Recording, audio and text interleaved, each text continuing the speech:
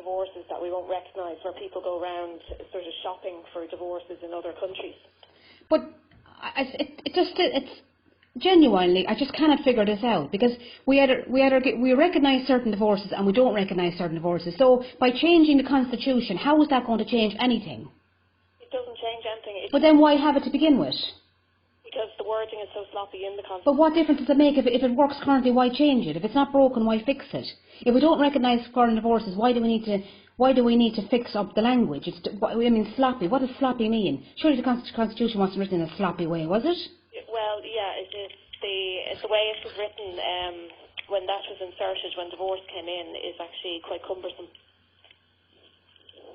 I just don't understand. We either recognise a foreign divorce or we don't recognise a foreign divorce. And currently we recognise certain divorces, so that's fine, so that we don't need to change that. However, by allowing this, then are we handing the power to the government that they can decide then at any time that they maybe will recognise these foreign divorces that you've just outlined, as in Muslim divorces 1, 2, 3, I divorce you? No. Where's the guarantee? Where is the statute? Where is the actual guarantee that that won't be the case? Because if you look at the wording of the two things, they mean exactly the same thing. It's just cleaner wording. But it doesn't make is it going to be outlined in the Constitution, we recognise foreign divorces subject to or excluding certain countries? For example, because my biggest concern here is, and a lot of my friends feel the same, are we, by doing so, if you recognise a foreign divorce, certain foreign divorces, do you not automatically, by default, recognise certain marriages, i.e. child bride marriages? And that is my biggest problem with this. And if we don't currently recognise this, and then we have to change the language, if we automatically recognise certain foreign divorces and we don't recognise certain foreign divorces, regardless of the language, it currently works. So why change it? And by default, if you recognise a divorce, do you not automatically then, by default, because will these people use some loophole and say, well, if you recognise divorce, you must recognise the marriage? Because there's been this is what I find most confusing about this, is why we've had no real debate around this. There's been no real debate, and that actually genuinely concerns me. Are we going to end up in a country where we recognise child marriages?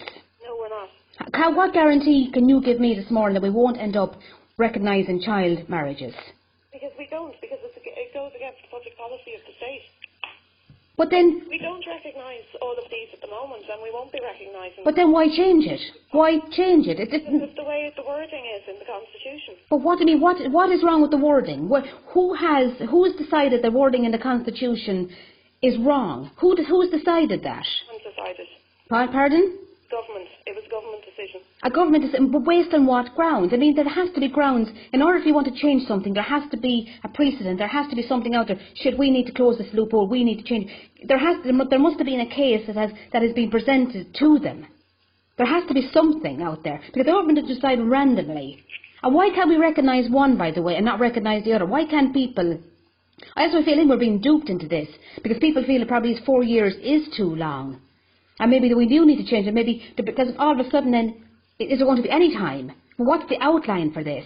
Are people being duped into voting for something? Why can't we say yes? 2 years. Why can't we say yes to that? Okay, let's reduce the wait time from 4 years to 2 years. Why can't we just change that and still continue with the current drafting of the Constitution that only allows for certain recognition of certain foreign divorces? And then why change it? Yeah. I don't understand sloppy. Sloppy is very vague to me. I don't understand. I genuinely don't understand what you mean by sloppy. Well, I can't advise you on it. It's up to the Referendum Commission. They don't know. That's the problem. They don't know, because they just basically have whatever the government gives them. Genuinely, I spoke to a Fergal over there just now. Even friends of mine have rang up, and we've all been given the same thing. They don't seem to know. Yeah, I can't advise you on this. I'm not allowed to advise people on it one way or the other. So if you want to ring the Referendum Commission for information, that's the only thing I can say to you. But they don't. That's the problem. They don't have they don't have the information. Well, they would have sent you a booklet. Yeah, but as I'm saying, what is a foreign divorce? And by the guy, this guy Fergal said to me, we recognise some foreign divorces, we don't recognise others. So I'm saying, I want to know exactly the foreign divorces we're talking about here. Yeah, We recognise divorces in the EU countries, with the exception of Denmark, because they didn't sign up to a European regulation on it. Perfect. We recognise all European divorces. Perfect. Except for Denmark, just because they didn't sign up to a 2003 regulation. And then it's looked at on a case-by-case basis for other countries, because it all depends on where the person was domiciled at the time. And we don't recognise any that go against the public policy of the state. So if it's Catholic divorces and stuff like that, we don't recognise them. But what we're doing is we're removing that from the Constitution, and then we're leaving it up to the government to decide on the day. No, we're not. We're not. So, but the government then, but once we take out the Constitution, like repealing the 8th last year, we've now given all the power to the unborn to the government. We handed them the complete and total power last May to the government, and then they've now decided what happens with a pregnancy. They now have the power. An unborn child has zero rights anymore in this country. Zero. Yeah. Zero rights. I can't get into a debate with you about unborn children. And but that's what I'm saying. Is that we've now handed basically what we did last year is we handed the government the power. That's it. We gave them the complete power over the unborn in this country, and now we've left it in their hands. Other governments may come in and they may decide that no, 12 weeks. That's a bit. Maybe we'll go up to 18 weeks. Maybe up to 22. That's what I'm saying. That's my point. You see. But whether you agree or disagree, but it's irrelevant. That's irrelevant. We've now handed that power to the government. And what I'm saying to you is, what statute, what is out there that protects the likes of these foreign divorces that the government may or may not, as you say, in your own words, a case by case. So what happens, for example, if a Muslim is in this country, he was married in Pakistan, has 6 wives? Are we now going to recognise No, we don't recognise polygamy. There's been a Supreme Court case about that. We don't recognise that. We don't recognise that, so that can never be changed then? No, we don't recognise polygamy. Okay, what about child marriages? We don't recognise them either. But what happens, for example, if we remove it? That's what I want to know, certain divorces. This is the crux of the problem here, and this is why we've had I can't understand why there's been no national debate about this. It's something that's very, very important. I cannot actually debate any of this with you. I am not allowed to debate any. But then somebody, surely this is going on tomorrow. Something very important is happening in our country tomorrow. We're being asked to change our constitution, our fundamental rights. Debate any of this with you. But who is allowed to debate it then? Surely somebody has to be able to give me information. I'm being asked to make a very, very important decision tomorrow without knowing the information. So somebody has to be able to give it to me. And if you can't, I respect that, by the way. I know you're a civil servant doing your job. I'm not going on at you. But if you can't help me, somebody has to be able to help me. Or else people should just vote no. On the caution, then people should vote no, because we don't know what we're voting for. And I'm sure if it's that important, I'll put it again like Lisbon 2 and all the other referendums that have come before us. Yeah, I'm sorry, it's up to you to decide which way to vote. But how can I decide when I don't have the information I need to make that decision? You information. I am not allowed to get into a debate about this with you, and I can't give you information. So it's not my role, and I'm precluded from doing this.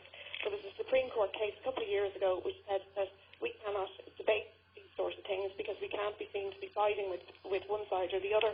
So but you're not debating. I'm only looking for information. Yeah. I'm not looking for your opinion, by the way. I'm looking for your facts. Yeah. I'm not looking for your opinion. It is a government decision. This is the way they're holding the referendum, and I can't get into a debate with you about it. But I'm not looking for a debate. I'm looking for information. I'm looking for facts. Yeah, I have told you that it's just tidying up the wording.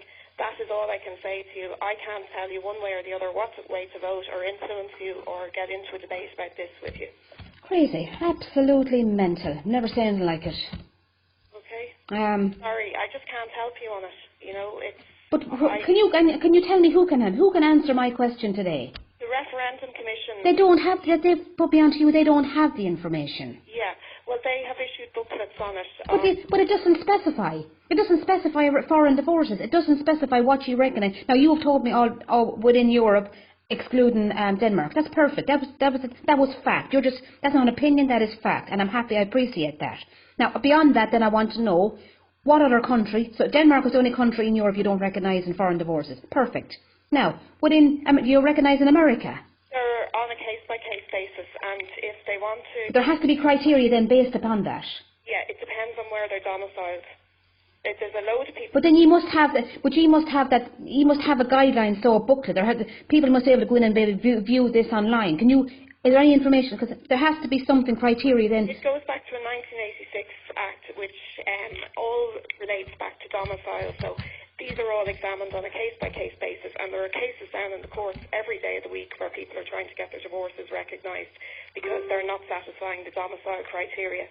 They go off, they live in America for a year, get a divorce there, come back here, but they're not technically domiciled in America because they've only gone over to get their divorce. And they won't be recognised, and they're all down in the courts every day of the week trying to get these recognised, and most of them aren't because their domicile isn't properly sorted out. Okay. It was the same before we got divorced here in Ireland. A load of people went over to England, stayed a month, got a divorce and came back again, and a lot of those divorces are all not recognised here because they weren't properly domiciled over there. They just went over, stayed with a relative for a month and got a divorce and came back. Okay. So it's all to do with domicile, and a lot of people go off to other countries, try and get a divorce on the sly over there, and then come back and discover they're not recognised over here because it's just forum shopping. They're going off to other countries to get divorces. But I mean, they're all down before the courts. Every day of the week there are people down before the courts about their divorces where they're not being recognised. Okay. Perfect. Okay, thank you very much. Okay, bye. Okay, bye-bye now.